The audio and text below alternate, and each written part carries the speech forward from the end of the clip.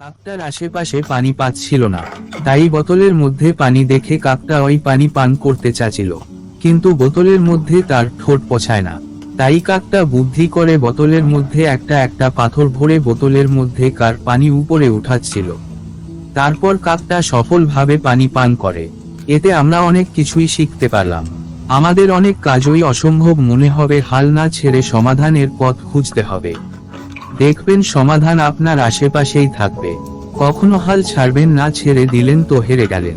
কিছু কথা মন দিয়ে শুনুন। তুমি কতবার ভেঙেছো কেউ দেখবে না, তোমার ভেতর কতটা ক্ষত কেউ শুনবে না, তুমি কতটা অসহায় কেউ বোঝার চেষ্টা করবে না। কারণ এখন তুমি ব্যর্থ, শুধুই একটা গল্প। আর ব্যর্থতার গল্প কতটা হৃদয় বিদারকটা ম্যাটার করে না, ম্যাটার করে ভাঙচুর শেষে তুমি কতটা শক্ত। দেয়ালে পিঠ থেকে গেলে ঘুরে দাঁড়ানোর গল্প, পড়ে যাওয়ার পরও উঠে দাঁড়ানোর গল্প, আর কতটা পথ পেরোলে কতটা সফল হলে।